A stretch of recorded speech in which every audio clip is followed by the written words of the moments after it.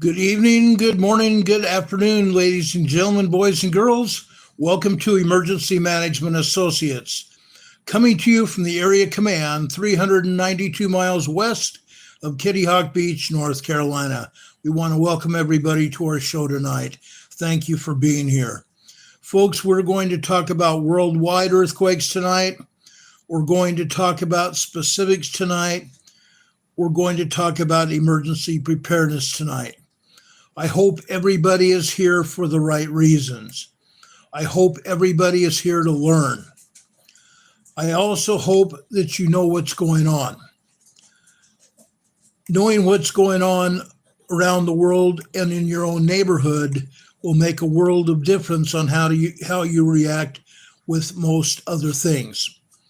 Now, I'm going to start off talking about earthquakes in the South Pacific. Let me preface this. There's a reason I start off the broadcast talking about earthquakes in the South Pacific. Every earthquake that happens, no matter where it is around the globe, every earthquake starts off in the South Pacific. If we have any kind of earthquake, doesn't matter what it is, how strong it is, eventually it will make it to either the west coast of the Pacific or it will go over to the east and hit the west coast of South America, Central America, or the United States or Alaska. It always does. If an earthquake hits the South Atlantic Ocean, those seismic events happen and they go straight up the mid-Atlantic. Straight up the mid-Atlantic, always, without question. Earthquakes that start off in the Pacific can end up over in Australia, Indonesia, the Philippines, Taiwan, and Japan, and up to Kamchatka Peninsula and across the Aleutian Island chain. But the earthquakes that also happen in the South Pacific can take a different route as well, or they will take both routes over towards the Philippines, up to Taiwan and Japan, but they'll also take a westerly course across to Thailand, Vietnam, Cambodia, Myanmar, Burma area, India, China, and across the entire European theater. Okay? They can take both routes, and that's what they usually do. Tonight, I want to talk about all of the earthquakes down in the South Pacific. As I've stated, USGS never tells us exactly what's going on. They never will and never have. Okay? I don't know what to tell you. USGS will never tell us the truth, ever. It's not going to happen now, and it's never happened in the past. Okay? At one point in time, and I'm saying one point in time, USGS told partial truth, or I would not even watch them. I would not even pay attention to them back in the day when I was in high school or college. Rarely did they ever not tell us what was going on. But as politics evolved, they got it in their own mind what they were going to talk about because politicians were telling them what to talk about. Okay, I talked about that last night. I've talked about that many times in the past. Okay, I'm just being honest here. Everyone deserves honesty. Everyone deserves to know what's going on. So tonight, I want to go over into Tonga, the Fiji area. Okay, the south of the Fiji Islands. Okay. There is a large 5.3 earthquake that happened there. This 5.3 earthquake is 600 kilometers deep. This is a very deep earthquake. Okay? Now, in the past, when I've been able to use my computer, and hopefully I'll have the computer set up, hopefully by tomorrow evening, where I'll be able to show almost anything that I want to show. Earthquakes that are certain magnitudes and certain depths will travel. Okay? They'll travel nonetheless. But this kind of earthquake in the south of the Fiji Island area is a large earthquake. A 5.3 earthquake is a large earthquake. This was not near any landmass, no island or anything. The Pacific Ocean waters absorbed the shock waves of this quake. However, it was also very deep. In the past, I've shown you a depth to magnitude conversion chart, showing the magnitude of the earthquake in correspondence to the depth of the quake. Like I said, this is a deep earthquake. This 5.3 earthquake, being 600 kilometers deep, is going to generate a 6.4, 6.5 very strong quake within the next 72 hours to 10 days. We're going to see a 6.5 earthquake as a result of this 5.3 in the south of the Fiji Island area. Okay? It's going to happen. It always does. Okay? Now, there's one other earthquake also. Okay? This particular earthquake hit at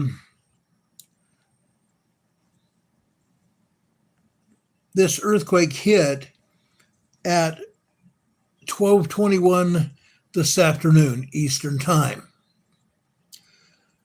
There's another earthquake there as well. This earthquake hit at 8:51 p.m. tonight, this evening, Eastern Time. Actually, that's not true either. No, this earthquake hit yesterday evening at 20:51, which is 8:51 p.m. last night. It's a 4.5. This earthquake is 487 kilometers deep. This is not nearly as deep as the 600 kilometer deep earthquake, but nearly that. Okay? In this case, this is a 4.5 earthquake that hit in the same general area, but just south of where this 5.3 hit. Okay? The ocean waters absorb the shockwave of this quake as well. However, again, it's a fairly deep earthquake. This 4.5 is going to generate a 4.2 earthquake. I mean, a 5.2 earthquake. It's going to propagate a larger, more shallow quake. A 5.2 earthquake. The other one was propagating a very strong 6.3, maybe even a 6.4 earthquake. Larger and shallower depth. Okay? Earthquakes propagate larger, more shallow quakes. Okay? More shallow, all that means is that when it's closer to the surface, it's going to have more impact on the people around it. If it hits on land, it's going to have quite an impact to anybody where it hits. Okay? If it hits out in the ocean waters, it's very likely nobody will feel it. Okay? Now, let's go over to Australia. This is a completely different story. This is over on the southeast coast of Australia. Bullabura, Australia. It's actually on the east coast on the southwestern side of the island of Australia. It's a 3.5 earthquake. This is a very shallow earthquake, meaning 8.4 kilometers deep. This is just over I want to say 4 miles deep. Okay. 3.5 small earthquake in Bullabura, Australia, on the southeastern coast of Australia. Now, USGS is not showing any earthquakes in Papua New Guinea and any earthquakes in Papua Indonesia. However, okay, I'm going to make a statement here. I would like everybody to pay attention to this. Over in south central Indonesia today, there is a 5.0 large earthquake.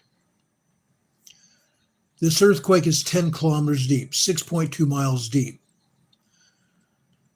Folks, this hit over in the North Banda Sea area of Indonesia. For the most part, this didn't hit near any landmass where anybody was living. I don't believe anybody felt this quake. The ocean waters of the Banda Sea absorbed the seismic energy from this earthquake. Okay? There's probably 15 to 18 earthquakes right now over in Indonesia.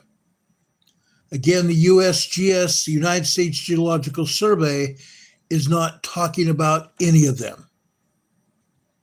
Okay? Yes, they're showing this 5.0, but they're not showing any other earthquakes. And that's a sad day. Now, I want to go north to southern Philippines. Okay? There is a very strong 6.0 earthquake southeast of Pondagaitan, Philippines. We've shown you earthquakes around Mindanao, Philippines. It's that large island that kind of looks like this. It kind of looks like this, okay? Usually over on the northeast side, we have earthquakes, regardless whether USGS says we have them or not. We do have them. However, let me pull up my other device here, and I want to show you what's going on.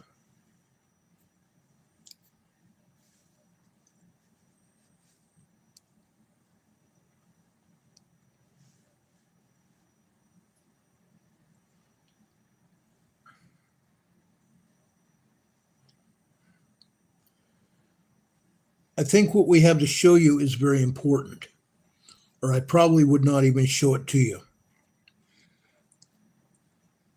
When we have earthquakes such as this in the Philippines, a very strong earthquake, there's a lot more to do than just look at it. This earthquake itself can create death and destruction. That's why I'm going over here to show it to you.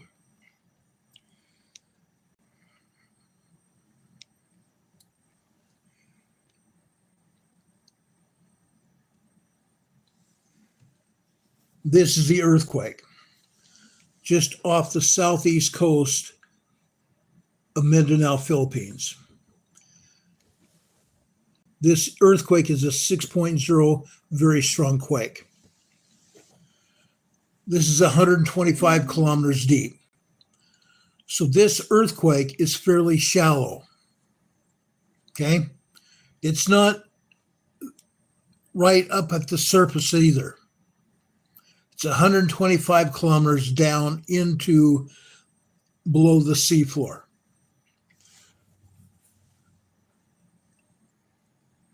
Because of the strength of this quake, most of the seismic waves created by this quake were absorbed by the Pacific Ocean. However, because of the strength of it, some people in the southern area of Mindanao, Philippines, may have felt something. It wasn't the total bore of the earthquake. By total bore, I mean the total strength of the earthquake. They may have felt some rumbling under their feet, or maybe stronger than that. Maybe their dishes rattled in their cupboards. Knickknacks and books fell off shelves. Whatever it was, they felt it. Okay? Nobody's probably hurt at all. Nobody was killed because the strength of the earthquake was out in the ocean, out in the southern Pacific. But folks, this seismic energy, where it's at right here, I'm going to show this to you. Where it's at, it's going to follow this earthquake fault straight north. Now, there are other islands here in the Philippines. Okay? So there's probably going to have other implications from this quake. Now, I told you that over on the northeast coast of Mindanao, Philippines, they've been having earthquakes. Aftershocks of a much larger quake, a 9.0 earthquake that struck here just off the northeast coast of Mindanao, Philippines. This very strong earthquake is going to follow right up here. So we may in fact have larger earthquakes right here, just off the coast of Mindanao, Philippines here. Now I'm going to tell you what these earthquakes are. We may have people here in the Philippines in our chat, or that are watching our program. I want to make sure they realize what happened today. Whether their media tells them or not, we will. Over on the fault zone here, this is a 3.4 earthquake. I'm going to go south to north here. 3.4, 3.4, and a 3.2. Two 3.4s and a 3.2 there. Now I'm going to start off closer to the Philippines. These are just offshore from the Mindanao, Philippines, just barely. This one here is a small 3.6. Okay?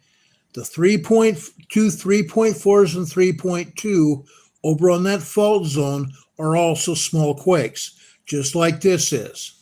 That's a 3.6 earthquake. Going north, a 3.4 earthquake 10 miles east of Bayabas, Philippines. Okay? Another 3 there. Small earthquakes just off the coast of Mindanao, Philippines. However, there is one earthquake off the north or on the northeast limb or the northeast peninsula of Mindanao, Philippines. This is 7 miles east of Quichacharo, Philippines. This is a larger 3.7 earthquake right here. This is a little bit larger 3.7. It's the upper side of a 3. Okay? A 3.2 is the lower side of the 3. Now, remember, 3.0, 3.9 are considered to be small quakes. So as that scale increases, it increases tenfold. 1, 2, 3, 4, 5, 6, 7. This is for a 3.0 earthquake, that 3.7 is 70 times what a 3.0 would be. 70 times what a 3.0 was. Okay? Now, we told you there was a 3.2. Okay? 3.2 is 20 times what a 3.0 would be. It's still a small earthquake. 3.0 can be felt. But so far, these earthquakes were offshore, except for that 3.7 earthquake. That 3.7 earthquake was right there on the North Peninsula of Mindanao, Philippines. There are people there that felt it. The ground rattled. The ground rattled there. Okay? 3.7 can be very disconcerting. Okay? You might have some dizziness. You might feel the rumbling beneath your feet and it to be a little bit unstable. That's the kind of feeling you would have with a 3.7 earthquake. Okay? That's what we need to remember what's going on here. Okay? I want everybody to understand this. This is important. You may feel that here in your own town, your city, or in your state. It's going to happen.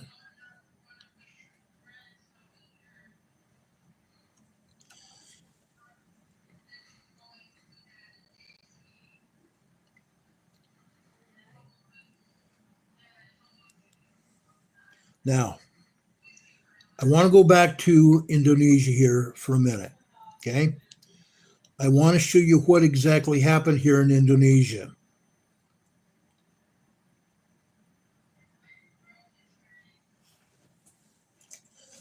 I think it's very important to understand what's going on here, okay?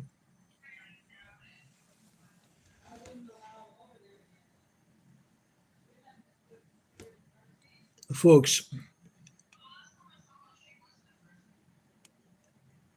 this is Papua New Guinea, okay? Papua Indonesia here, okay? There are earthquakes. USGS doesn't say anything about those, do they? Oh, heck no. They don't want anybody to know it. They don't want anybody to know anything. Central Indonesia is all of this, okay? They're not talking about this either, are they? Oh, heck no. Heaven forbid anybody knows what's going on there. Indonesia, the politicians don't talk much about it. The only time anybody in the country of Indonesia knows anything is when a large earthquake hits. Then they talk about it. Okay? Now, I'm going to go over here and talk about this earthquake that's right here. This is in Western Java, Indonesia. Okay? Western Java.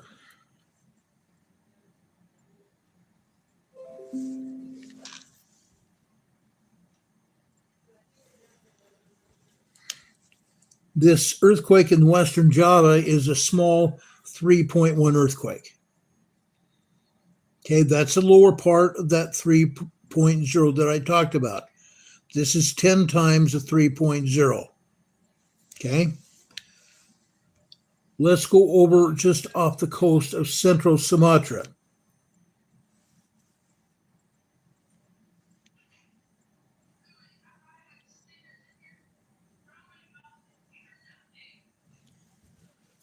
Okay.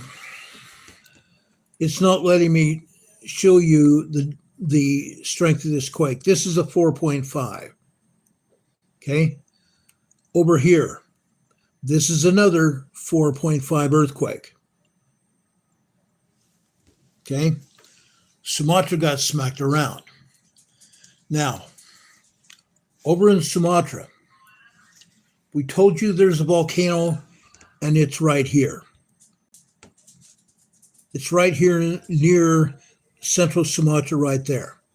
Okay. It's called Merapi volcano. It's been erupting up to 15 to 20,000 feet above the volcano. 15 to 20,000 feet above the volcano.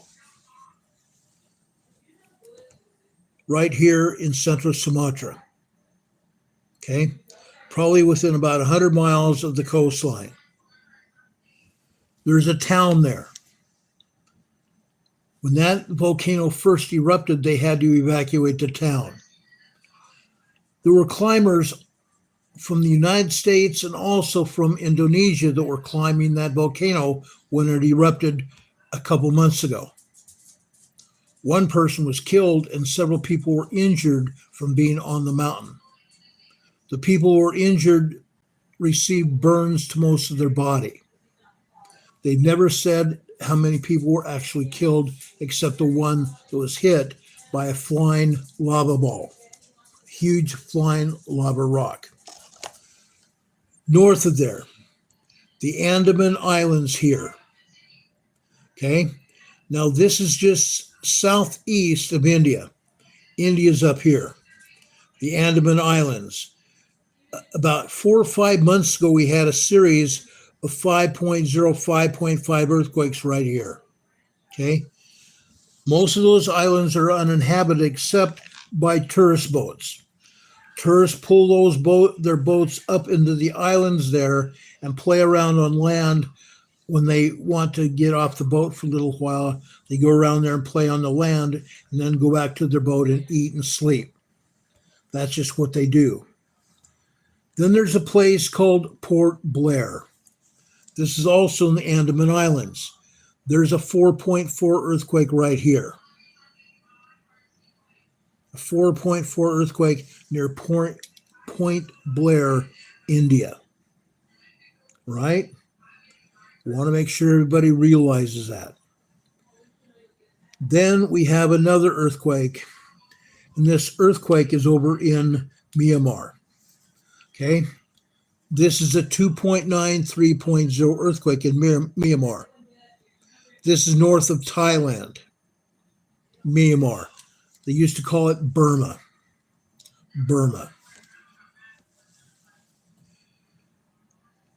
Then we have India right here.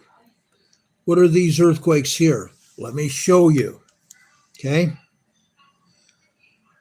The one furthest north is Zhejiang, China. This is a 3.8 earthquake in Zhejiang, China. Okay. The other two earthquakes that are southwest of there. One is in Tajikistan, which belongs to Russia. The one in Tajikistan, folks, is a 3.7. Then the other earthquake is in Afghanistan. This is a 4.1 earthquake right here. Afghanistan and Tajikistan right there. Okay? Just so you know what I'm talking about. Now, again, I want to show you what is happening over in Turkey at the Syrian border region. Okay? This is the same border region right here where we had a 9.0, 10.0 earthquake here in the Turkey-Syria border region right here. Here we have about 42 earthquakes here. 42 earthquakes in this region here. These people are the same people I told you about that had flattened buildings, flattened homes, flattened businesses. A 9.0 earthquake tore through there and leveled the landscape. That is the same area where we had a 14-mile-long fissure that was 8 stories deep. An 8-story building could fit down into that fissure. 12, I think it was 12 miles long. Okay? We're still getting earthquakes here in this region. We're still getting a lot of earthquakes in this region. And it's literally not going to stop for a long time into the future. It's getting hit every day without fail. Look at Turkey. Earthquakes all over Turkey, literally. Okay? Then, right here, just offshore west of Turkey, these are what they call the Volcanic Islands. These islands belong to Greece here. Okay?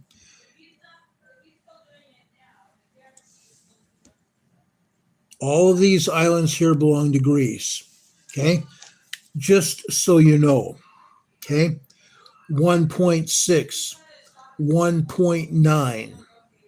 Okay, that's what's going on just offshore from Turkey. The ones in Turkey are a different story. Yes, we're seeing 1.4s, 1.1s. We're also seeing 2.5s. Turkey's getting nailed. There's probably close to 100 earthquakes here in Turkey. Okay. Then,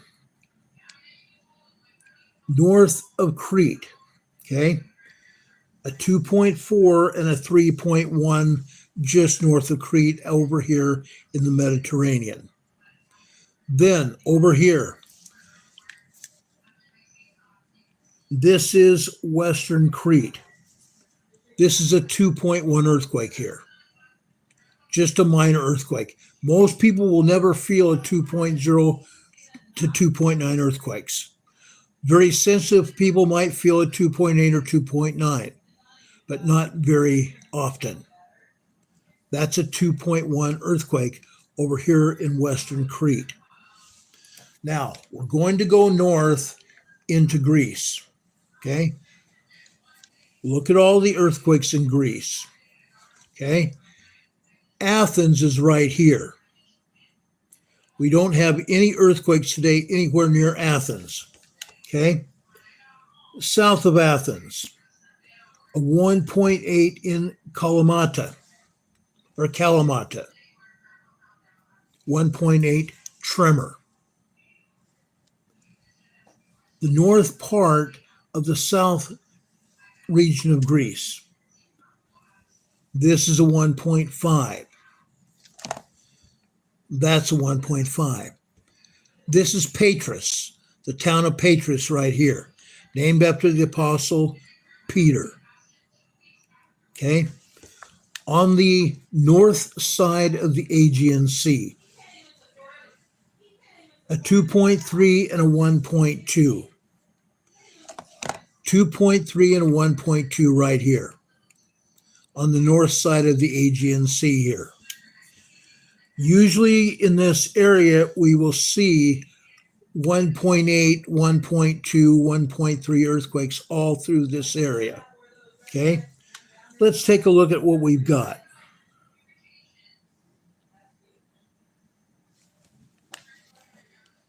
Well, this crazy map isn't going to tell us too much. Like I said, this is a 0.9, 1.0 tremor. Okay, that's what's going on here. All right. Occasionally we'll get a much larger earthquake. Usually when we get much larger earthquakes, that means we're going to have a much larger quake. 5.5, 5.9 kind of thing. And it has happened. Right here to the north, there was a 5.9 earthquake about 6 months ago. A 5.9 earthquake, and it killed a lot of people. So that's what's going on there. Arta. Okay, this is Albania. This is a 1.8 tremor. Just so you know. Off the coast of Greece, off the west coast of Greece. Remember, we showed you a bunch of earthquakes off the west coast of Greece. Most of those were DUMBs, deep underground military bunkers, basically. Okay, deep underground military bases. Here we see just over 20 earthquakes still happening in that area. There is some geometry here. Okay, we have some geometry going on.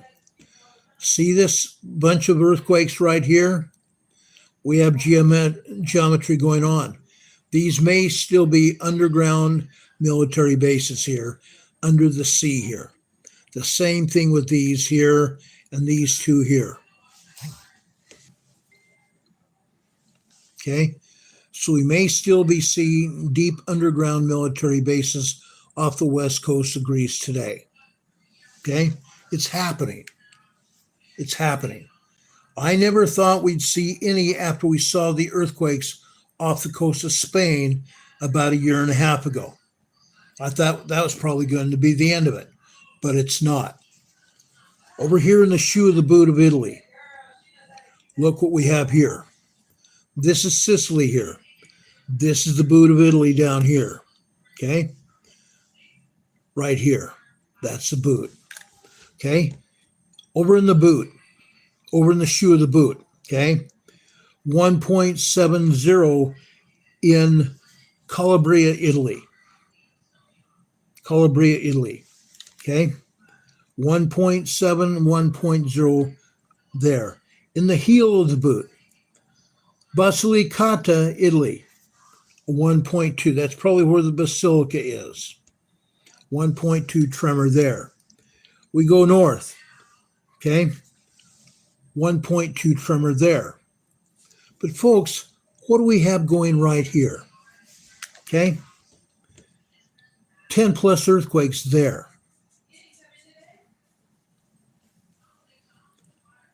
Look at this.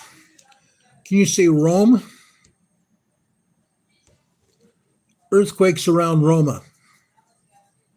Okay? What are these? 2.3s, 1.4s, 1.0, 1.1. Pozzuoli, Campania, Italy. I'm sorry, it wasn't Rome. It's Pozzuoli, Campania, Italy. Pozzuoli and Campania.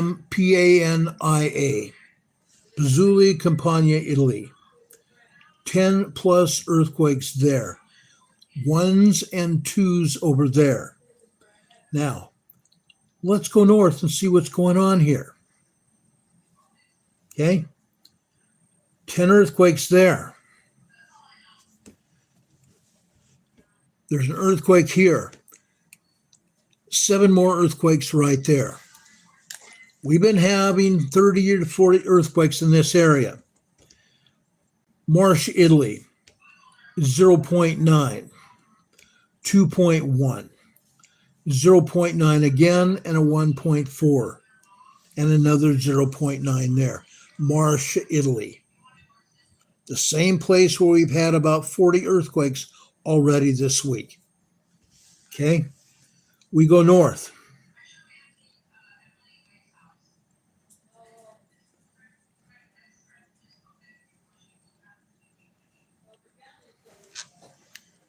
Maybe it's not going to tell us.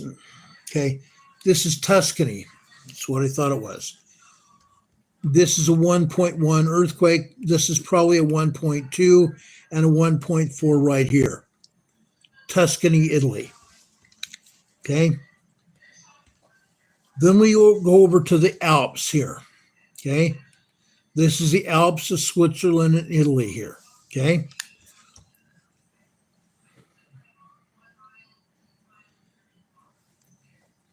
Tiroli, Sicily is 0.9 here in the Alps here.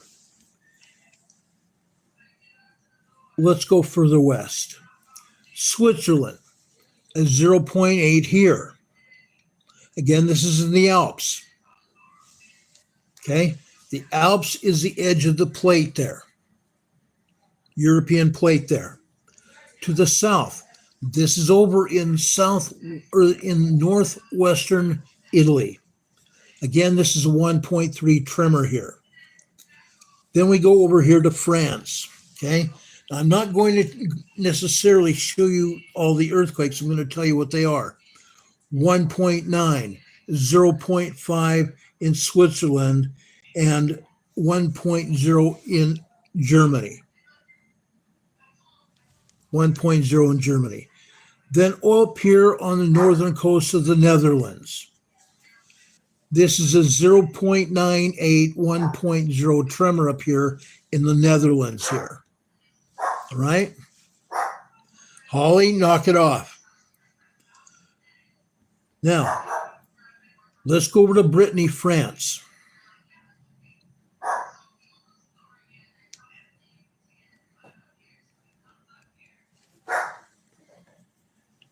Oh, wow. It doesn't want to show it to us. Here we go. Finally did. Brittany, France. This is a 2.5 minor earthquake right here. A 2.5 minor earthquake right there. Brittany, France. Yesterday, we showed you an earthquake over in England.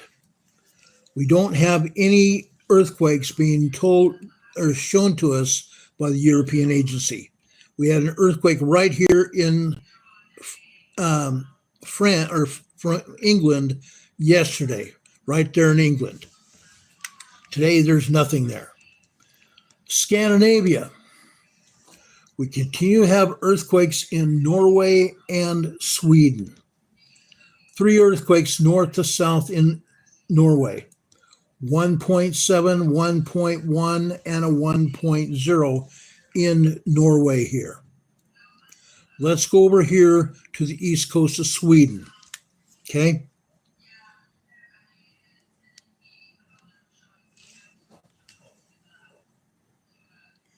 East coast of Sweden. This is Uppsala County, Sweden. This is just north of Stockholm. Just north of Stockholm.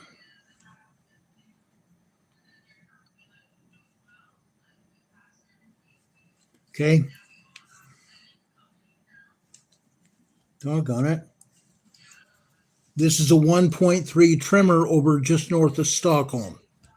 Stockholm is right here. This is Uppsala. There is a town called Uppsala, Sweden, right there. 1.3 tremor there. Now, I'm going to take you over to Finland. Finland's also getting hit with earthquakes. This is Hurkle, Finland, a 1.9, 2.0 earthquake over in eastern Finland right here. Okay? Earthquakes are happening there as well. Lots of fun, huh? Oh, yeah, I'm sure. These earthquakes are just minor earthquakes there. Okay? But again, we have earthquakes there that are minor earthquakes, and they will turn into larger earthquakes. Okay? Now, I want to go over to Iceland quickly. Okay? There is an island off of northwestern Iceland called Grimsey.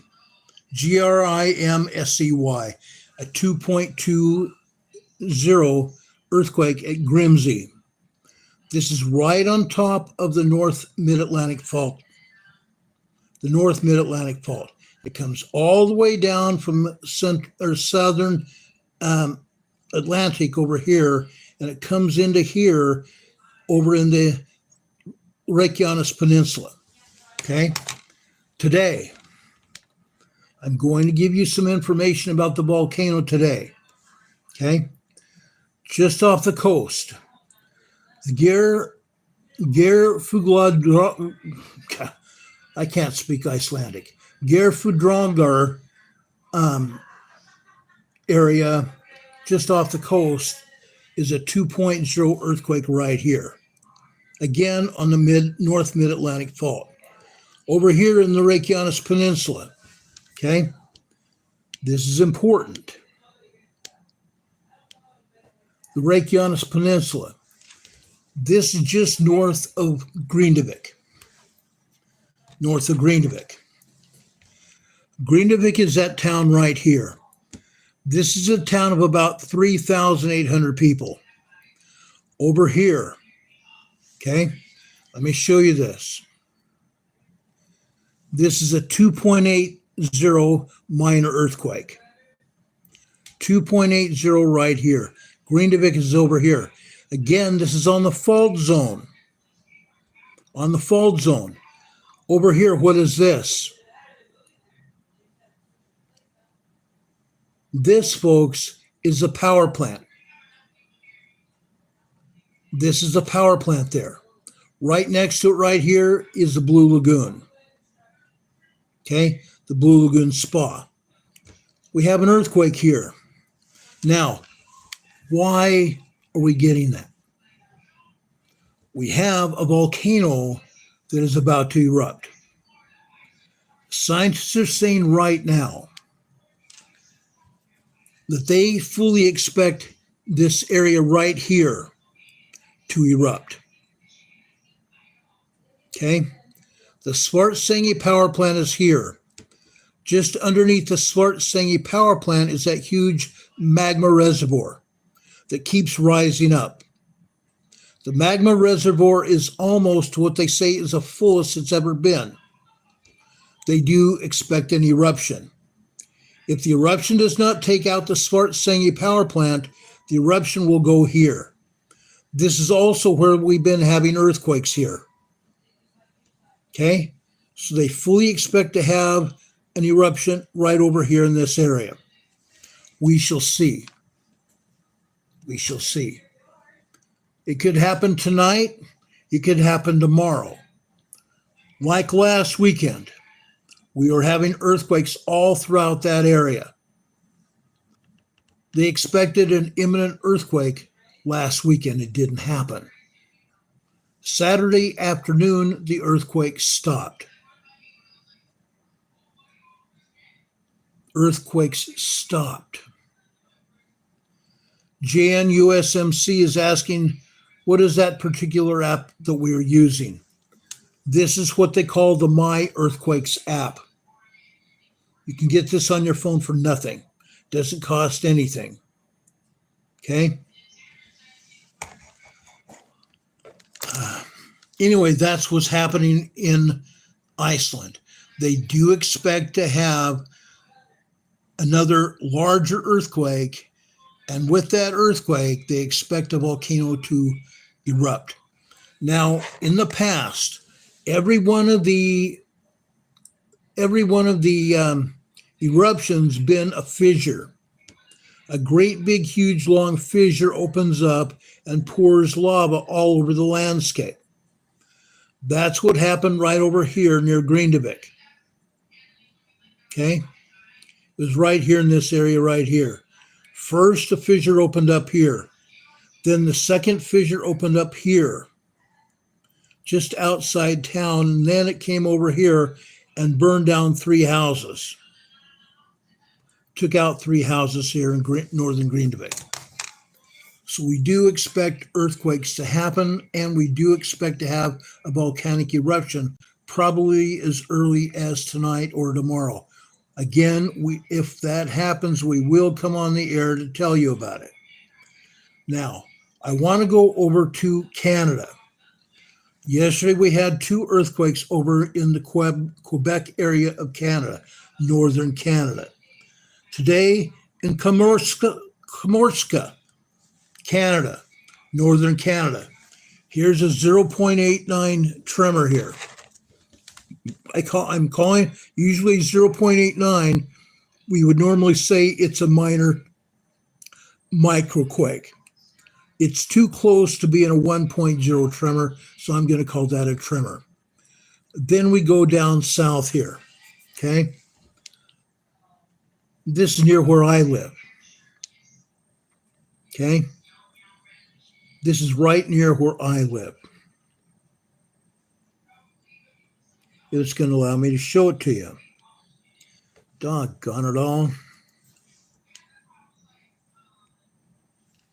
Okay, this is Glenville, North Carolina.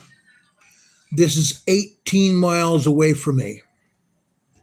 Okay, this is where I am right here.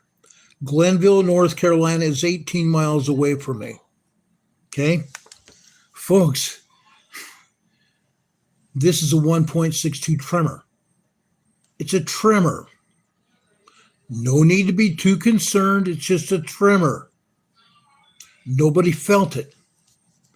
But, folks, there are other earthquakes all throughout this area. What is this? This is the Eastern Continental Divide. The Eastern Continental Divide. It comes over here in Georgia and goes all the way north into Canada. The Eastern Continental Divide. We are having earthquakes in this area. Tremors, most of them. Tremors, most of them. However, I want to tell you this right here. Roper, North Carolina, multiple 3.5 earthquakes here today. Right here along the coast of North Carolina. Okay. If you go over to the University of Memphis seismology department and look in their earthquake area, it's called CRI, C-R-I. Okay. You can pull up all of the earthquakes along the New Madrid Fault and the East Coast. Roper, North Carolina, several 3.5s today. Right there along the coastline, north coast of North Carolina. Okay, you're going to see them. Now, let's go over to Arkansas, northern Arkansas, right on the border of Missouri. A 2.0 earthquake in Minturn, Arkansas. 2.0 earthquake in Minturn, Arkansas. This is right on the central part of the New Madrid Fault. Okay, I'm going to tell you right now, that's not the only 2.0 earthquake either. There are multiple 2.0s all up and down the entire fault line, from Louisiana north all the way to the Great Lakes in Ohio, Indiana, and Illinois. Okay, 2.0, 3.5. And folks, I'm going to tell you this. It's not a joke. Arkansas, eastern Arkansas, Mark Tree, Arkansas, multiple 3.0, 3.5 earthquakes all day long today. Eastern Arkansas. 2.0 to 3.5 earthquakes in Missouri. Okay, they're happening. USGS just decides not to talk about it. Sad. They don't want anybody to know what's going on. Okay? Folks, I want to put a warning out here. My mods are taking down messages here. You cannot talk about what we're talking about here. Your message will be deleted. Your message will be deleted. Okay? You need to be talking about what we're talking about, or we're not going to pay attention to you. Your message will be deleted, and you will be left high and dry. You won't be doing anything in this chat. Okay? Some of you guys think you're so smart and that you think you can just be here. No. Okay? Not going to happen. Not going to happen. If you act like 12-year-olds, you're going to be treated like 12-year-olds, and you will get removed. Okay? We don't go for this. We don't play games on this chat. And I'm going to tell you right now, you will be taken down and you won't be back. That I promise you.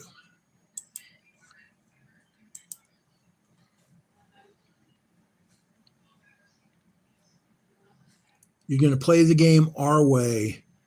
Number one, you're going to pay attention to what we're talking about. Number two, you're not going to have capital letters.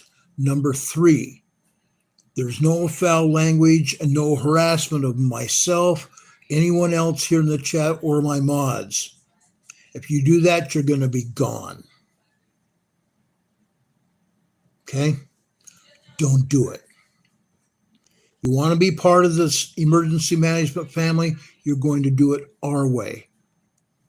One of our mods told everyone the other day, this is an extension of my house.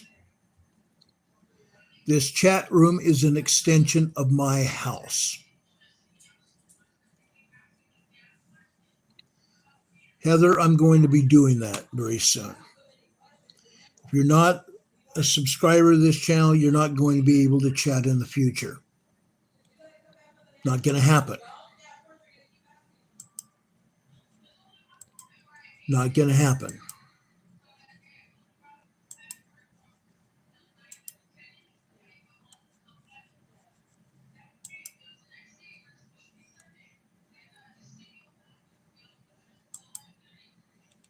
Excuse me for a second. I got to do something here.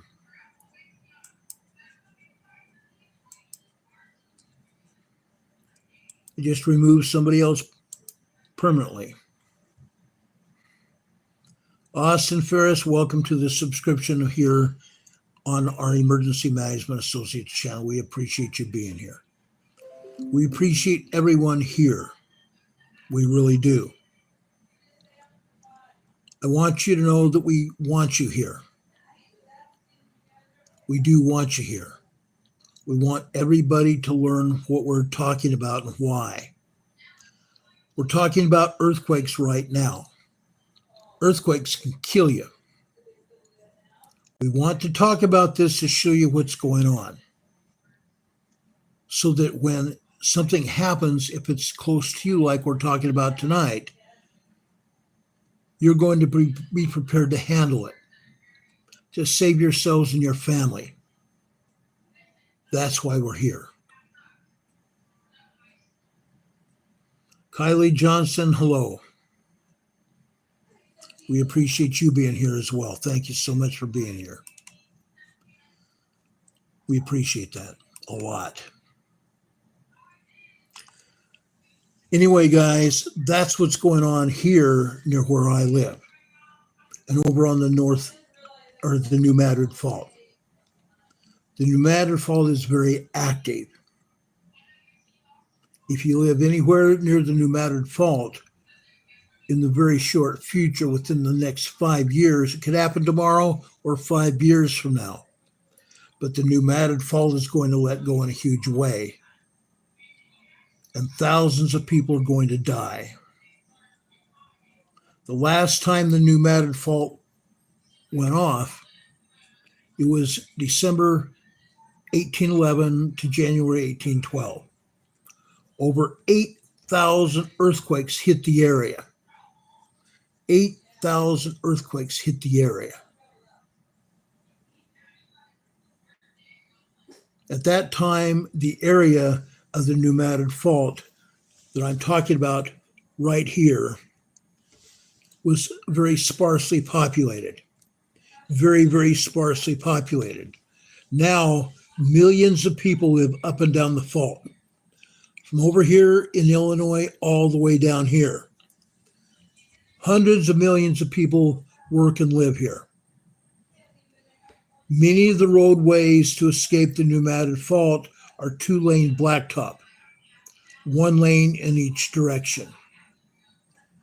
Those 2-lane blacktops used to be cow paths, horse trails. When the earthquake hit, there were huge fissures that opened up, making those trails and cow paths impossible to get through. When it happens this time, roadways will be completely destroyed. Any ambulances or any fire trucks that try to get through won't be able to get there to put out the fires or to rescue anyone. Any fires that get put out will be by air. Planes and helicopters dropping water. Gas mains and water mains will be disrupted. Food will be hard to come by. That's why we're talking about this. Okay? That's why we're talking about it.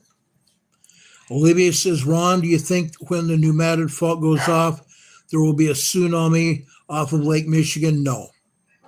There will be no tsunami up on the north Great Lakes. I just don't believe that's going to happen. However, the New Madrid Fault here follows the Mississippi River. When the New Madrid earthquake went off, It backed up the Mississippi River right here. It flowed north for the first time that anybody even remembered. It flowed north for the first time for 7 minutes. It filled a huge lake. It filled the Real Foot Lake right here. Capital REELFOOTE, the Real Foot Lake. The waters of the Mississippi River filled that lake. That lake is still in existence today. And today, on both sides of the Real Foot Lake, there are cabins and homes and people that live there, people that are fishing there. All up and down this area, people live and work. When the fault goes again, I'm sure something's going to happen to the Mississippi River. People will be very badly displaced. People killed up and down the fault. Fact. We've now held 2 disaster drills on the New Madrid Fault. The first one, I was there in 2011. 2011, we held the first drill. The last drill here was 2 years ago.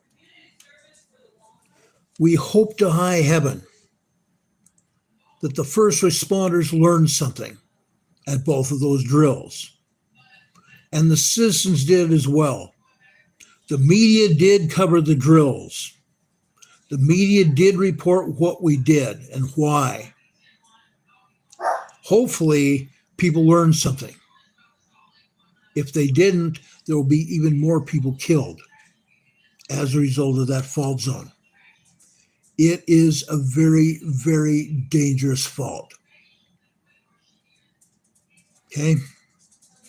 Nathan Hester saying, when all that happens, Ron, West Helena, Arkansas had a hill push up out of the ground over 200 feet high. A volcano. A volcano. How about that? Linda Covington is asking the question, can you imagine the Mississippi River flowing backwards? When I was there, it was flowing quite rapidly still. Can I imagine it possibly happening? Yes.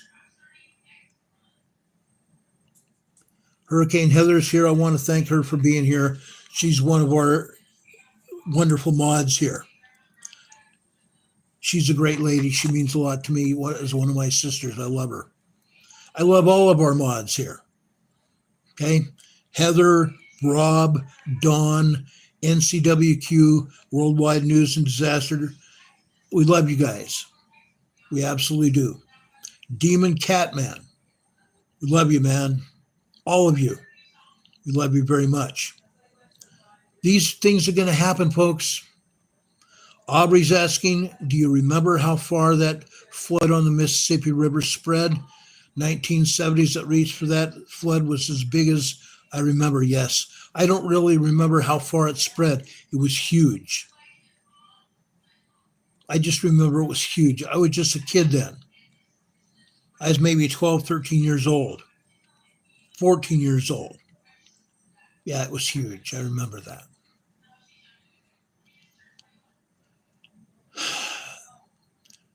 Louise is asking, Ron, does the New Madrid Fault run all the way to Pennsylvania? No, it's not. The fault that runs north into Pennsylvania, folks, that is this one here. Okay? The Eastern Continental Divide here. Okay? The Blue Ridge Mountains here in North Carolina and South Carolina here. Up here around Philadelphia, this is the Appalachian Mountains. Okay? I've been here. I did a disaster drill in Hershey, Pennsylvania. I hiked up here in the Appalachian Mountains. It was beautiful. It was November. It was fairly cool still, but we hiked in our spare time one afternoon. We came up here in the Appalachian Mountains and had a wonderful hike. Beautiful area. But that place is going to go too. As the Atlantic fault pushes on the eastern coastline, guess what's going to happen? We're going to see more and more earthquakes up and down the Appalachian Mountains and the Blue Ridge Mountains here in the Carolinas, all the way down to Georgia. It's happening already. It's happening already.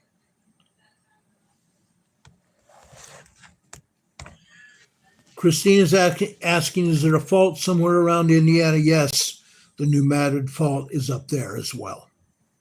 Okay. We track earthquakes over in Evansville, North Carolina, or Evansville, Indiana as well. Okay. Your University of Evansville there in Indiana is a great university. They have a wonderful seismology department. You ought to check it out. You'll be able to see the earthquakes that hit over there. And yes, there are earthquakes, and I have reported on those in Evansville, Indiana. Check it out. Okay. Connie Quake says NCWQ Southwestern Ohio and the Ohio seismic anomaly. Ohio's getting hit too. In case you didn't know it, over on the north side of Ohio, over by Lake Erie, there's a fault running the length of Lake Erie there along the coastline of Ohio. Guess what? Huge fault. And we're having earthquakes there. Most of those earthquakes are just 2.0, 1.8 kind of thing, tremors and minor quakes. However, there's also a salt mine there, an underground salt mine just along the Lake Erie. And that mine also causes earthquakes. We've seen that happen as well. Okay. Crazy, huh? Oh, yeah. Big time crazy. Now, any more questions about the New Madrid fault? NEW, capital MADRID, the New Madrid fault. Louise is asking, thank you for the information. Where is the best place to live or move to that is not getting any earthquakes? Well, safety is safety in your own mind. Okay? I can't tell you where to move or where to go. You pretty much have to decide that yourself. We talk about these earthquakes every week. Every week. Sometimes we talk about it almost every day. If there are earthquakes there, we talk about it every day. Otherwise, once a week, I show you the earthquakes. I know for a fact there's earthquakes there every day because I see it. If it's big enough, I report on it. Okay? But safety is safety in your own mind. What is safe to you? What kind of damage or what kind of situation are you trying to avoid? What kind of situation are you trying to make the least of your problems? Okay? It's all up to you. I can't tell you where to go. Trevor Harper's saying east of the Rockies. And to some extent, that might be true. But then again, what happens east of the Rockies? East of the Rockies is Tornado Alley. So you swap one evil for another. You swap earthquakes for tornadoes and flooding. When it floods in the center of the country in the springtime, what else happens? Okay? That does happen. Connie Quake says the closest near me was Connecticut was a 1.9. Yes, you guys get a bunch of earthquakes there. A couple of years ago, when I lived in northern Utah, there just happens to be a volcano. Okay? The Sleeping Indian volcano in Connecticut. There's a park there, and I don't remember what the name of the park is. But if you look at the profile of the hills, it looks like a sleeping Indian. Okay? There is a storyline about a sleeping Indian chief. Okay? But that's a volcano. And a couple years ago, that volcano was rumbling and it was smoking. It was steaming. It's calmed down now. I don't think we've even heard anything about it in the past 2 years since then. But for a while, that volcano was steaming. We sent one of our EMA family over there because she lived right near there. We sent her over there, and guess what? She did catch pictures that she sent to me, and I put them on the air at the time, and that volcano was steaming. Okay? Unreal. Mike Manasseh says Michigan's not a strategic place to be. Well, folks, like I said, a strategic, safe place to be, that's up to you. You've got to decide for yourself what that place might be. Michigan, you've got a major volcano in Lake Superior. If you look at a U.S., or not a U.S. map, but, well, it is a U.S. map. It's Google Earth. If you look at the Google Earth satellite map, you're going to see a volcanic caldera inside Lake Michigan. And yes, there are earthquakes there. All the volcanoes are reawakening. They might say, oh, they're dormant. Dormant volcanoes are reawakening. The volcanoes that scientists say are extinct usually don't rumble. Usually. But all of the volcanoes are reawakening. I just want to make sure you understand that. Okay? Please don't forget what I'm saying. Please don't forget what I'm saying. I'm trying to give you some guidelines here. My guidelines are only good as you following those.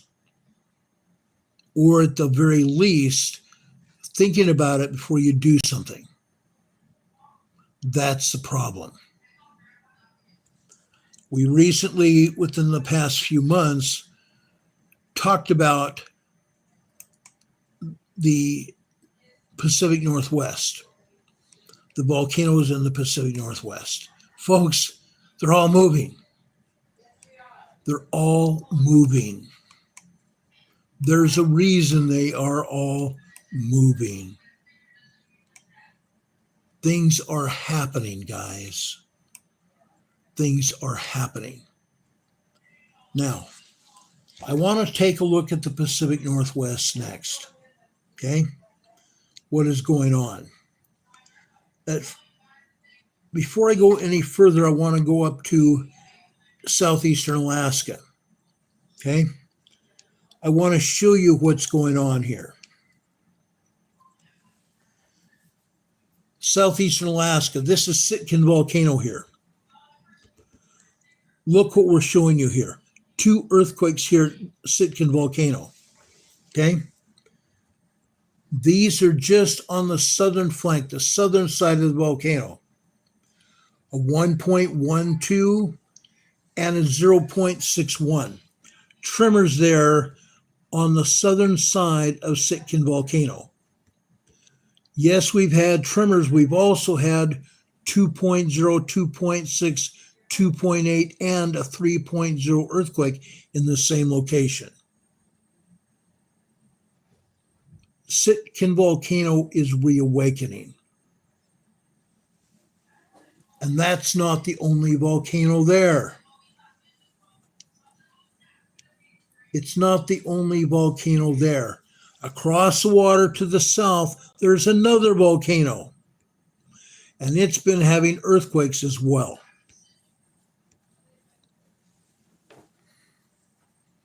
You need to know this stuff. Things are happening. Things are happening. Let's go south. North of Queen Charlotte Island. Northwest of Queen Charlotte Island. Masset, British Columbia, we have a 2.8 earthquake. This is Queen Charlotte Island right here. This is a 2.8 earthquake. It's on the Cascadia subduction zone. This is the fault line right here. Okay? It's there. It runs from Northern California all the way north up to just past Queen Charlotte Island, British Columbia. Apple Pie just gave us another $20 super chat. Thank you so much for that. We appreciate that so much. God bless you for that.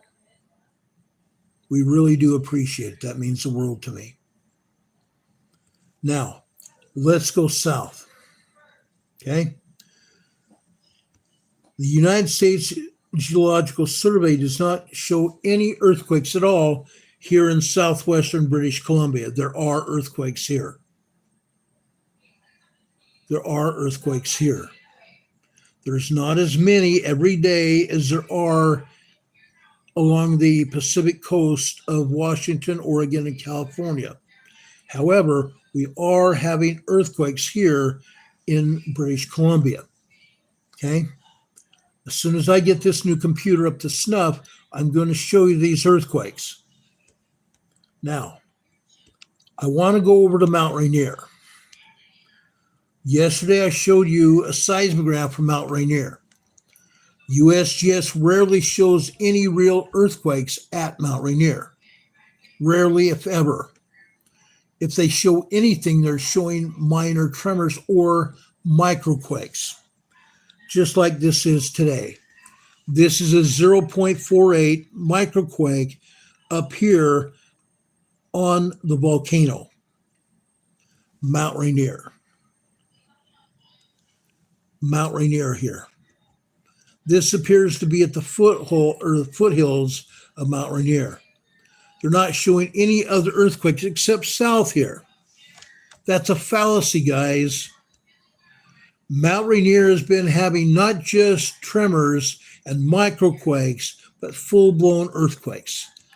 2.0 minor earthquakes and small 3.0, 3.5, and even 4.5 earthquakes. Mount Rainier is getting ready to erupt. South of Mount Rainier, Packwood, Washington is 0.85. That's also a fallacy. That's also a fallacy, guys. There's another volcano right there. It's also reawakening. Okay? South of there. I get really ticked off, really mad, because the agency makes it seem like nothing's going on. Again, I showed you earthquakes, full-blown earthquakes, 3.0, 3.5 yesterday here at Mount St. Helens. This is a minus 0.7 right down the trunk of Mount St. Helens, right down the middle of the volcano. They say it's a minus 0.7, meaning above sea level. Above sea level. That earthquake is 4.5 miles deep inside the volcano. And I want to tell you this, it's not just a microquake either. Mount St. Helens has gotten hit by 3 earthquakes today. Count them, 3 earthquakes. Fact. You can take that to the bank. They want to make it seem like nothing happens there. I'm here to tell you they have no clue. None at all. Let me show you the seismogram from yesterday. Yesterday.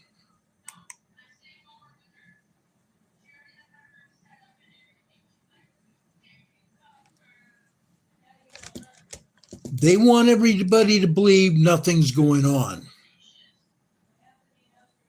Okay?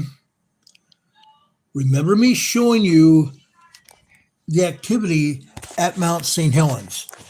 Yesterday, there was all sorts of earthquakes here. Okay?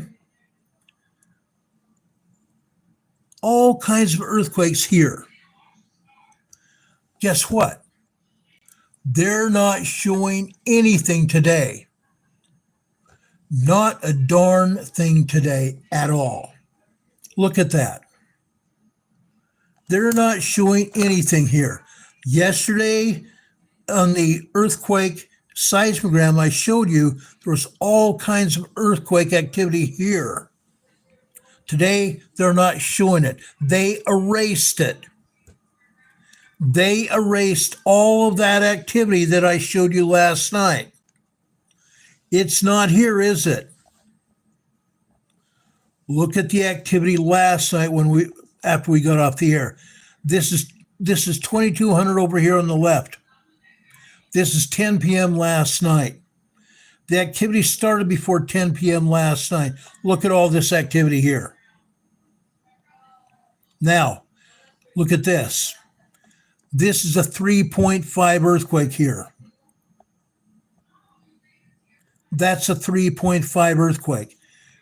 Right here, this is at least a 3.0 earthquake here.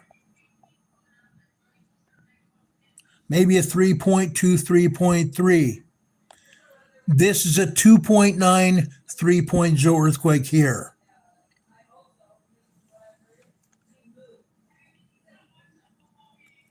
They're not showing you anything, are they? Not a blasted thing. They want to make it seem like nothing is happening at Mount St. Helens. I'm telling you, folks, a lot is happening at Mount St. Helens. They can lie, they can cheat, they can steal. It doesn't make it right. It absolutely does not make it right. I'm pulling up another seismogram I want you to see. Okay? I'm pulling up September lobe just like I showed you last night. I want you to see all of the magma that is coming into Mount St. Helens today.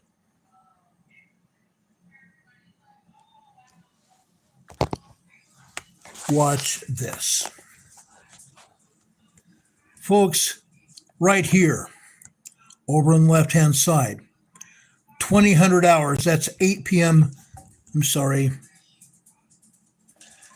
This is 8 p.m. last night. Look at all this magma here. Look at all this magma coming in. The stronger and the more active these are called VLF waves. All these waves are called VLF waves. Okay?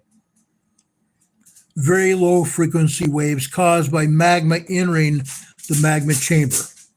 Okay? Look at all that. From 8 p.m. last night to after 7:30 a.m. this morning.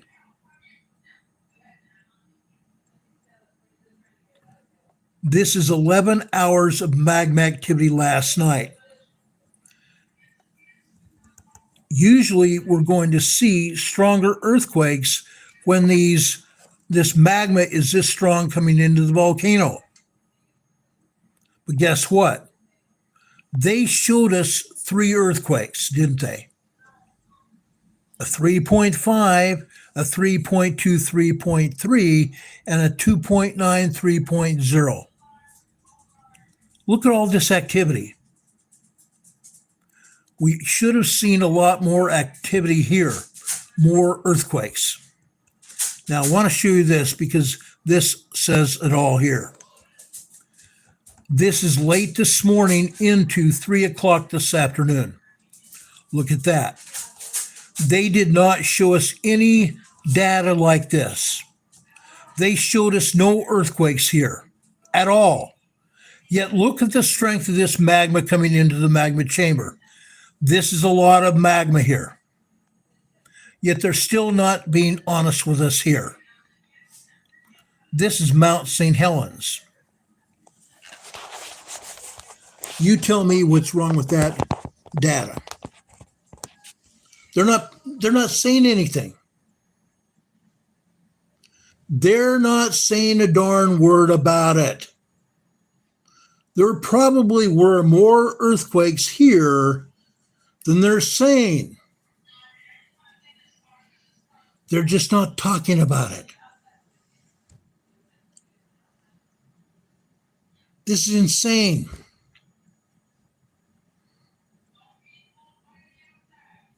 This is insane. When the agency refuses to show data, that's what they're doing. They're refusing to show it, as if not seeing anything is going to make a difference. Yes, it is going to make a difference.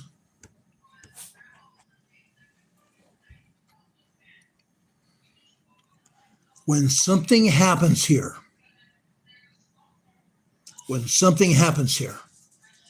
I don't want anybody to say that I didn't show it to you. I'm warning you right now. I'm warning you straight up that these volcanoes are getting ready to go. These volcanoes are getting ready to go.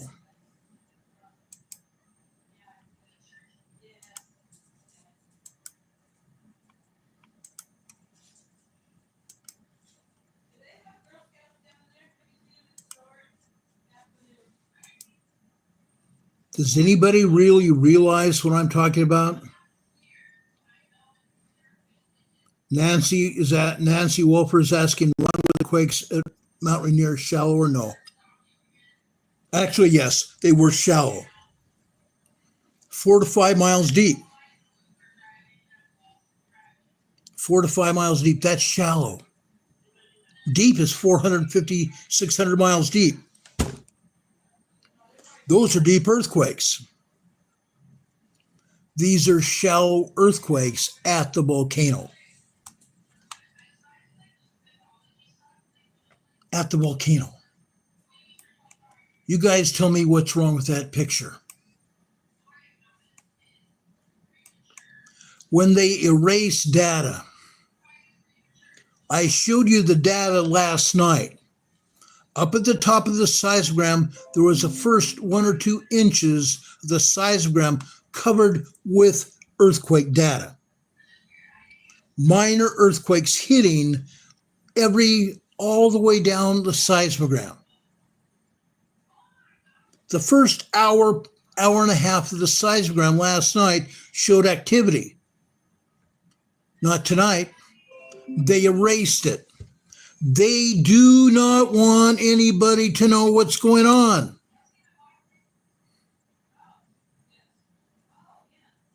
That's the problem here. Heaven forbid that the truth comes out. Heaven forbid anybody knows exactly what's going to happen. I pity people. I have a lot of you friends and family living up here. Living up here in Washington and Oregon. You folks could get hurt or killed. What am I worried about? I'm worried about all of you. Louise is asking, does England or Great Britain have earthquakes? Last night, if you were here, you would have seen a 2.2 earthquake in Great Britain last night. So yes, it does happen. It absolutely happens.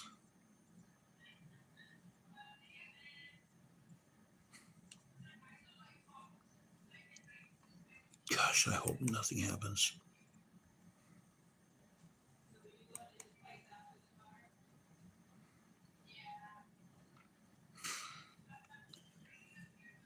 It bothers me. It bothers me so much to see what I see and to see what I'm showing you, because people are going to get hurt. People are going to get killed because they're not aware of what's going on.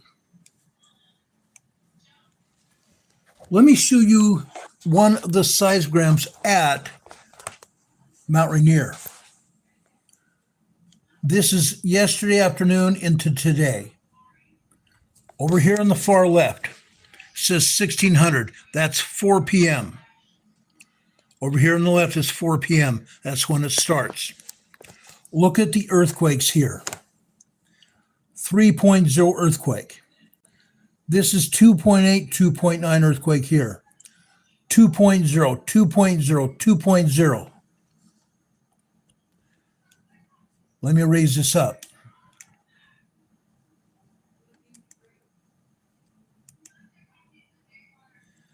Look at all the earthquakes here. This is Camp Muir at Mount Rainier. Look at this earthquake right here. You see this earthquake in red right here?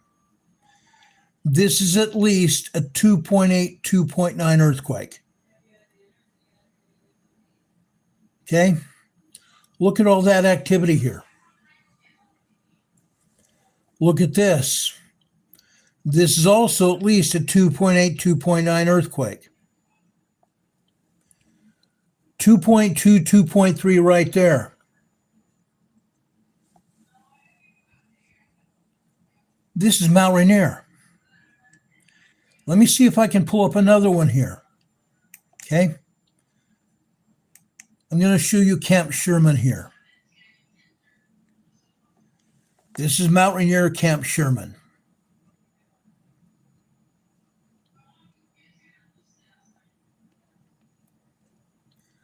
Look here. Camp Sherman is on the north side of Mount Rainier. Look at this earthquake here. That's a 3.5 earthquake. It started right up here. We don't see the top of it because this would have shown up on the other seismogram. 3.5 earthquake, maybe even a 4.0 right there.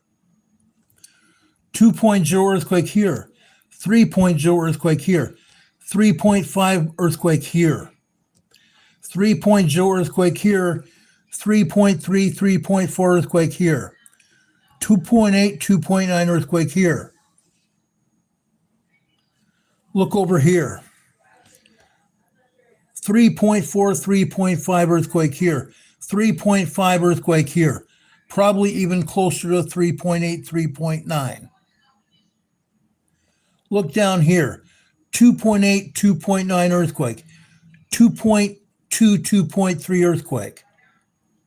We have tremors and minor earthquakes all over here. All over here.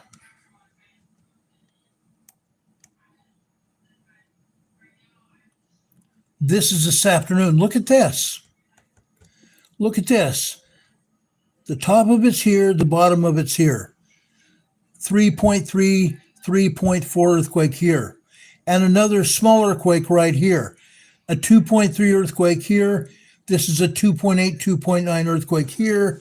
And over here we have another 3.0 here. This is Mount Rainier. These are earthquakes at Mount Rainier. This signature right here, see this here? This is what they call a magma churn signal. When there's superheated magma inside the volcano, this happens. We get a magma churn signal. The top of the rectangle is here, and the top of it is here, the bottom of the rectangle is here. Magma churn signals are typically 23 lines high here. Let's look at this. 1, 2, 3, 4, 5, 6, 7, 8. 8 lines high. This means this seismograph has been turned down. The earthquakes I just got through showing you are larger than that. If this is only one third of what it should be, meaning the seismograph was turned down 2/3 of the way down. This is maybe showing 30% of real world. 30% of real world. Okay? If the normal magma churn signal would be 23 to 24 lines high, this is only 1/3 of that.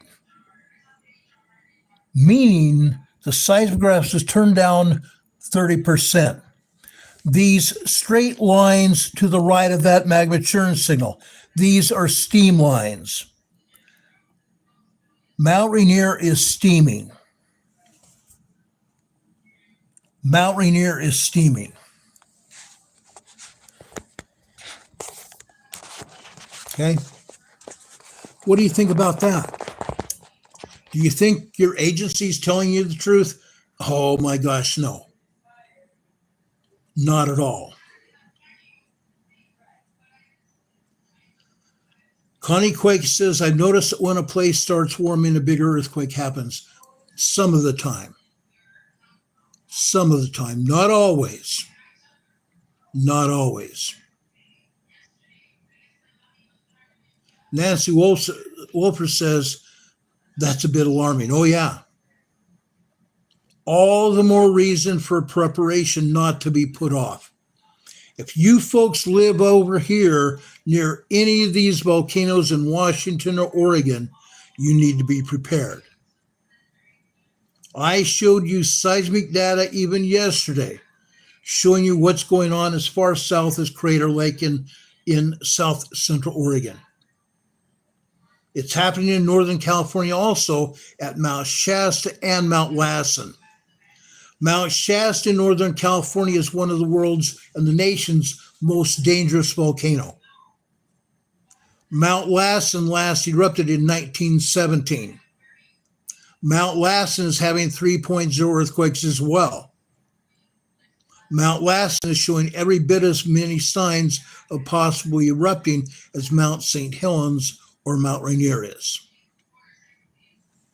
Okay? That's what really is going on. All I want you to know is what is happening so that you guys can be prepared. Nobody else is showing you this.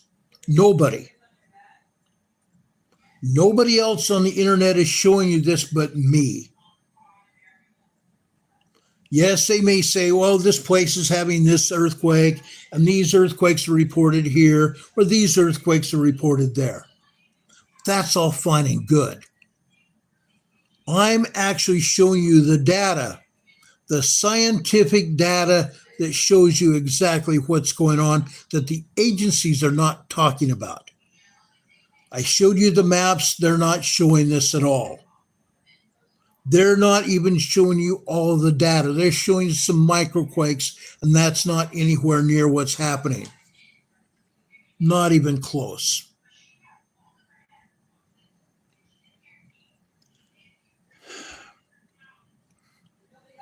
Trevor Harper's saying the only thing that might protect you is the Rockies.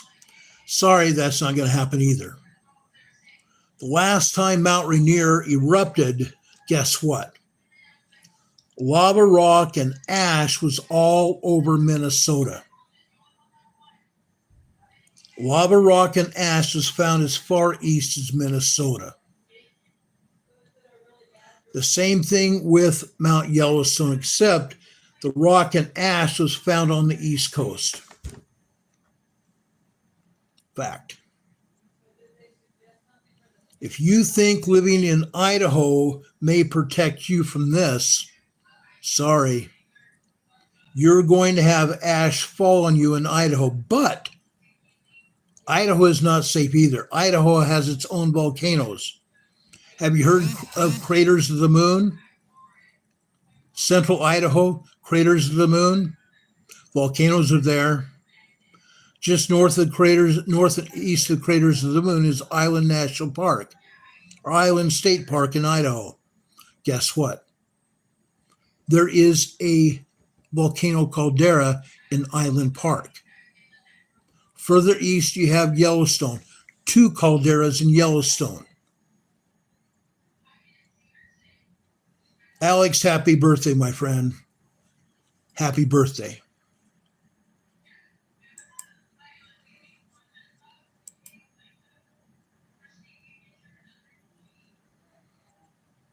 It's happening. It's happening, guys.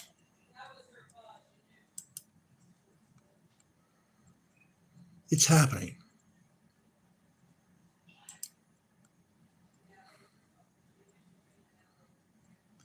Connie's asking if Mount Rainier would erupt, would it reach Ohio? Possibly not. We don't know. It's an educated guess that it might. Like I said, they found ash in Minnesota from Mount Rainier.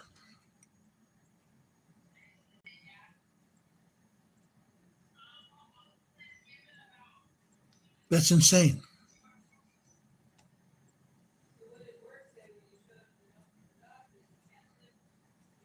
That's insane. Are you prepared? Are you ready when this volcano does erupt? I hope so. Are you ready when Yellowstone might erupt? I don't think Yellowstone will erupt in the next 15 or 20 years. It might. There is a possibility that it might. It could. It could. Have you gotten your life right with God?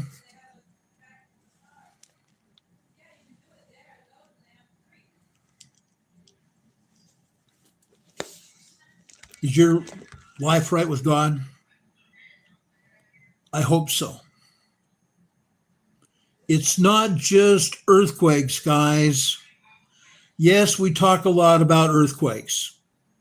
We talk about snow, bad storms, deep snow, 10-foot deep snow up in the Sierra Nevada range.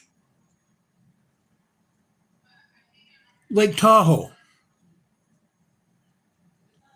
Flooding up and down the whole coast, west coast of the United States. Flooding and rain. People lost their homes. Waves pounding on the shore. Multi-million-dollar homes sitting on the top of a cliff on the peak of the precipice, on the precipice, ready to slide down the mountain into the ocean. Multi-million-dollar homes. It's happened. It's happened.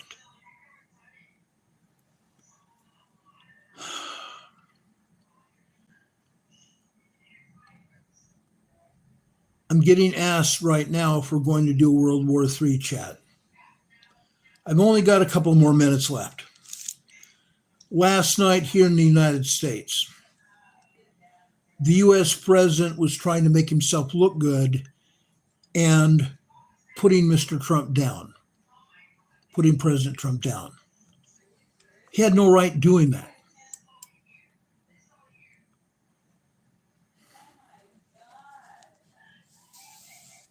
The President of the United States, Joe Biden, is not a saint.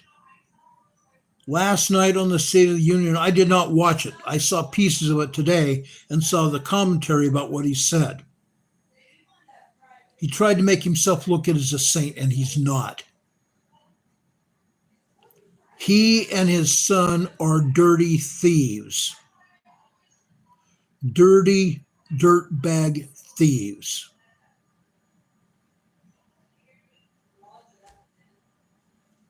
His administration is one of the most corrupt that I've ever seen in my life. He makes the United States on the world stage look weak because he is weak. He is the worst president in history. No joke.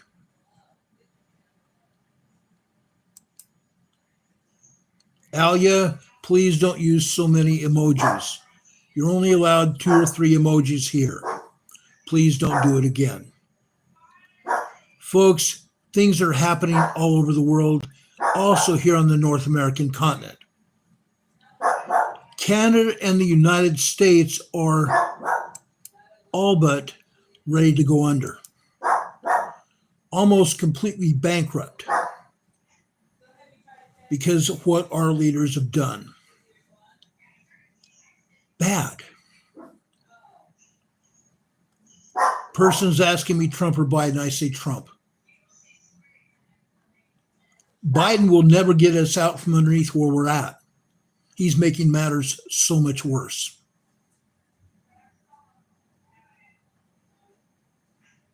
He'll never be able to recover it. The United States will go bankrupt. The United States will be, if he continues the way he's going, the United States will soon not be able to pay its bills. I'm just telling you. With President Trump, we have a chance to dig ourselves out. And it's going to take a long time at that. But at least he'll try to dig us out. He will also restore pride to the United States. And right now, we're not there. Hurricane Heather said something very profound here in the chat. Being self-sufficient is going to be your only chance at preservation.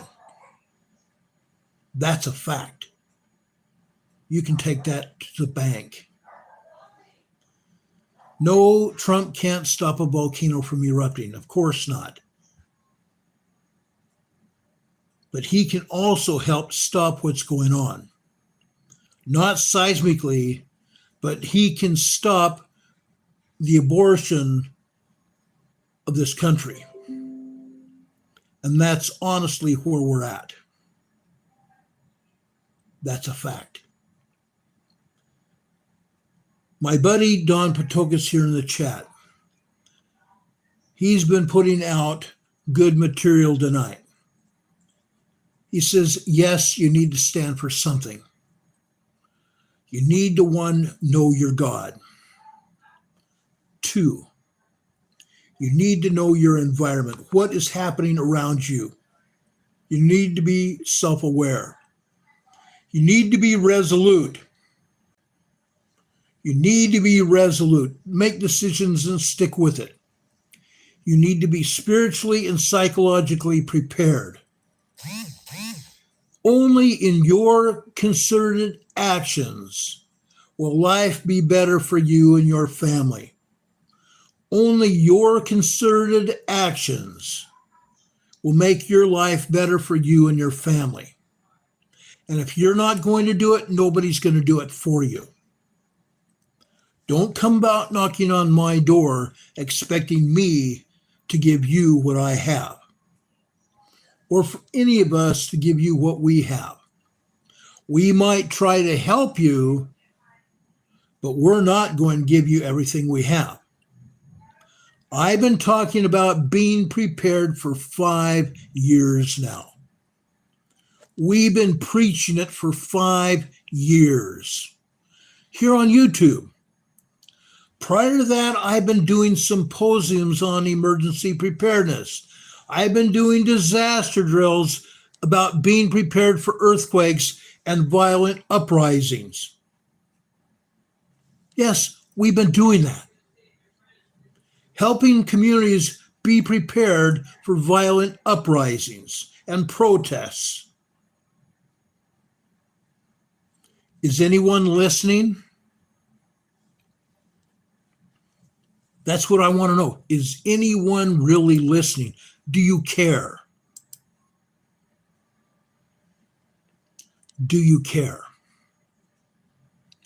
I hope so. It's getting to become spring very soon. March is probably one of the last months that we're going to see snow. Yes, some parts of the US and Europe see snow into April and May. But it's getting to be springtime very soon. You can start planting your garden indoors. You can start planting your plants indoors and transfer them outdoors to pots and into the ground. You can try to grow your own vegetables and be getting yourself ready for what's going on. I was at the store this last week. There were store shelves empty.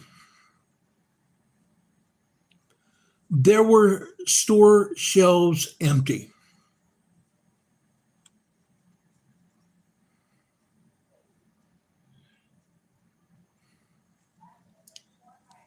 Folks, this was a major food store with empty shelves.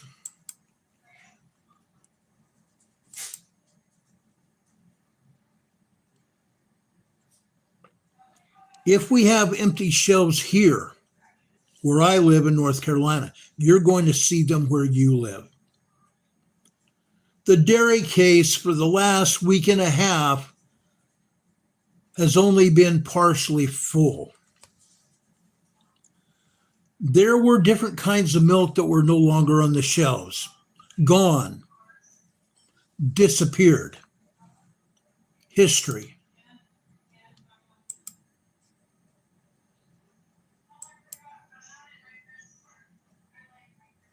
Person says, this is all informative, but you're also a fearmonger at the same time. No, I'm not. You don't have any clue what you're talking about. Guaranteed. Totally guaranteed. What I showed you tonight are facts. I showed you facts supporting everything I've said. Fact.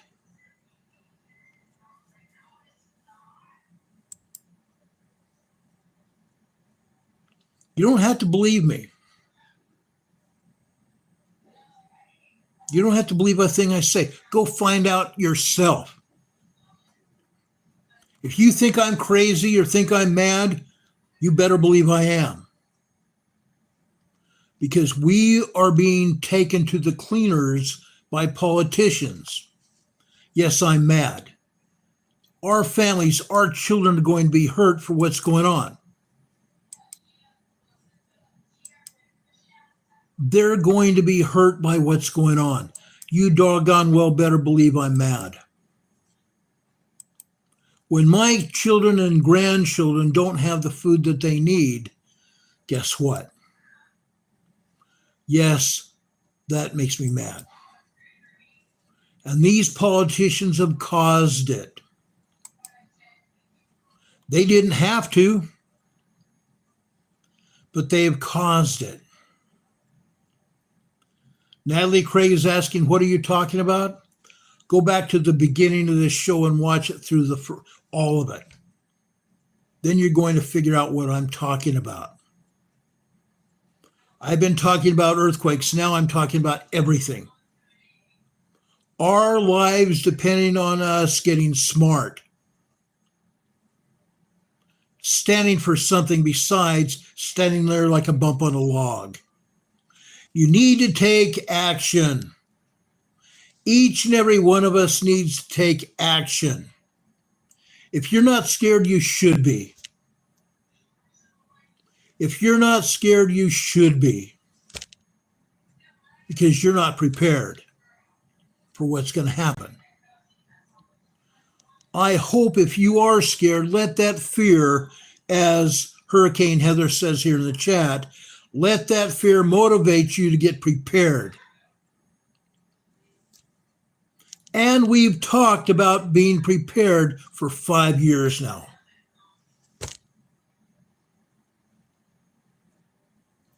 Please, folks, if you don't already subscribe to this channel, please subscribe to this channel.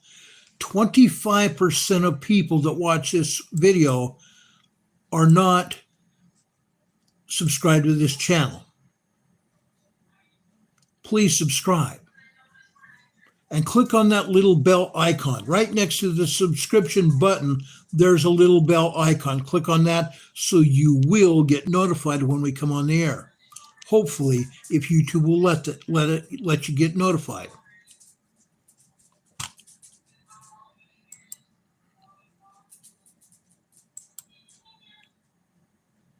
Okay? I'm trying to help you. All I'm doing is trying to help you. As Rob52 is asking you to do, also hit the thumbs up button.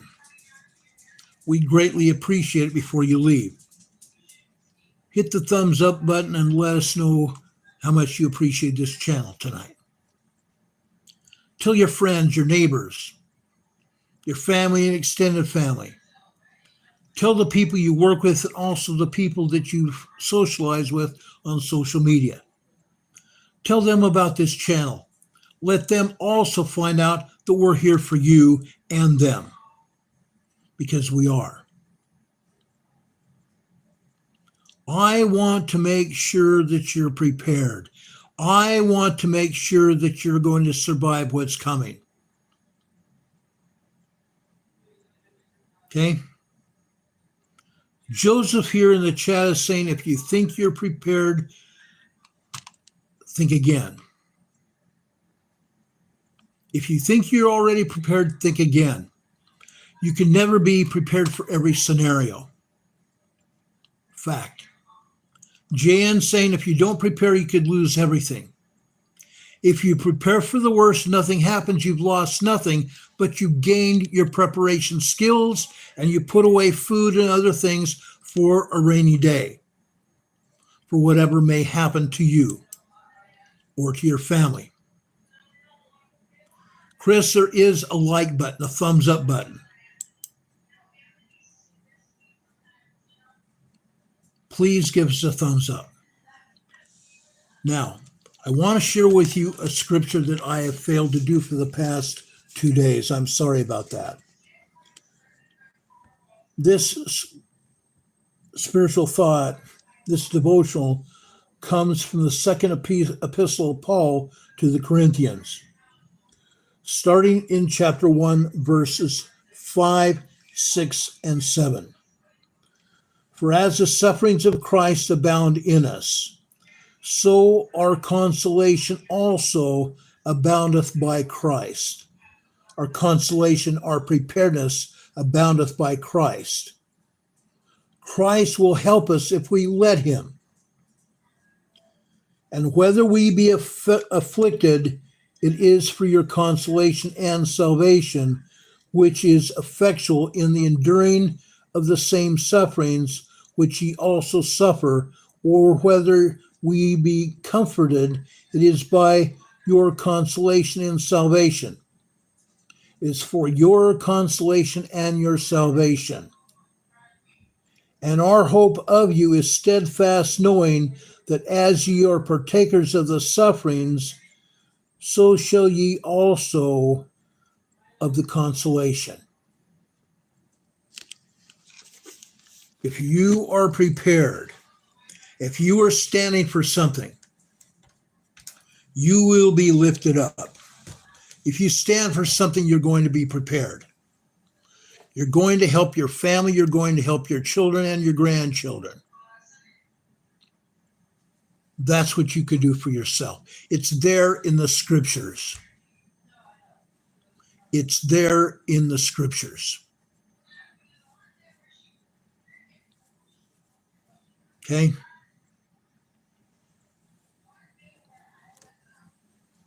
Christine's asking to understand the truth of AMP. I don't even know what you're talking about. Please explain it to me. Alaskan Carver saying, praise God, brother. Thank you very much. I really appreciate that. If you want to support this channel, give me about 5 minutes after this program is finished tonight, and I will be putting up right below this program tonight in the program description our PayPal channel. We have 2 PayPal channels. You can support us by going to those PayPal channels and leaving us a donation. We'd greatly appreciate it. Okay? Hurricane Heather says they meant EMP. You want to talk about EMPs? I'll talk about EMPs this next week. We'll talk about EMPs. I have a full presentation about EMPs, electromagnetic pulse. Okay? I appreciate each and every one of you. I look up to all of you because all of you help each other. Each of you helps each other understand what's going on and shares your own expertise on subjects. Nancy Wolfer saying, and DEWs, direct energy weapons. I've been talking about that this week. Maybe I need to talk about it some more because Biden certainly knows how to use them, doesn't he? He even talked about those in one of his speeches the other day. Interesting, huh? Guys and gals, I love you. I ask the Lord to be with you. If anything else happens today, even in a volcanic eruption in Iceland, as soon as we get the information, we'll be back on the air to tell you about it tonight. If anything else happens during the weekend, we'll do the same. Usually we do take Saturday off. I try to at least have one day to myself and my family. If something happens, yes, I'll be on the air. I ask each and every one of you to please join us for our Sunday school class on Sunday, just after 12 noon on Sunday, Eastern Time. Join us for Come Follow Me, the Savior said, just after 12 noon Eastern Time on Sunday. Now may the Lord bless you and keep you. May the Lord be with you and protect you. God be with you this day and always. Connie Quake, yes, we do have a Discord. Right now, I can't get into it. It's a huge explanation. I'll talk to you about that another time. But yes, we do have a Discord channel where you can talk to everybody there. Heather usually posts our programs in the Discord, so you can be able to find those and go watch these programs after we get off the air. God bless you. God be with you until we meet again.